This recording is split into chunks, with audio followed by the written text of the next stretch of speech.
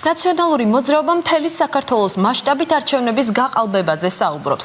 დღეს პარტიის წარმომადგენელმა თავისუფალი ზონის მიერ გადაღებული ვიდეო მასალები გაასაჯაროვა, სადაც არჩევნებზე დარღვევებია აღბეჭდილი. კერძოდ მარნეულის საარჩევნო უბანზე ქართული ოცნების მაჟორიტარობის კანდიდატი მერაბ თოფჩიშვილი ძიუდოს ფედერაციის პრეზიდენტ თამარ ნავერდიანთან ერთად კომისიის თავმჯდომარეს და წევრებს ემუქრებოდა.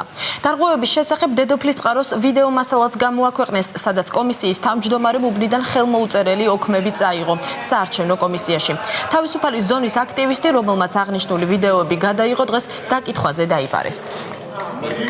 დღეს დილით მომივიდა უწყება მარნეულის პოლიციის სამმართველოდან, დაბარებული ვარ დაკითხვაზე. აინტერესებთ ალბათ ინფორმაცია რა ხდებოდა, როგორ ხდებოდა.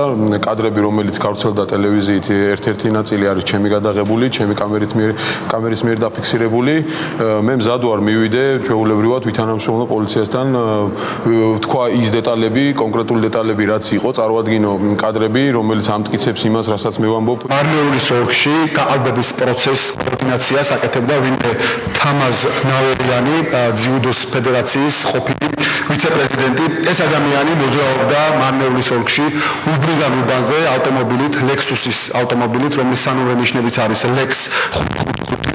მას მანქანაში ეჯდა ქართული ოცნების კანდიდატი ბატონი თოფჩიშვილი.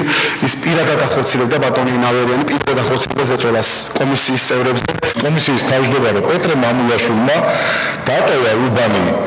აქ მანამდე წაიღო ხელმოუწერელი ოქმი საარჩევნო კომისიაში დედოფლისწყაროსი, რათა იქ დაეზუსტებინა საბოლოო ციფრები. მას დანაშაულზე წაასწრეს ნაციონალური მოძრაობის ბიუროს უჩიაშვილმა და პარტიის თავმჯდომარის ძმამ ბაღაშვილმა. ამის შემდეგ პოლიციამ დააკავა ჩვენი ორი აქტივისტი, მას წაუდგინეს ჯგუფური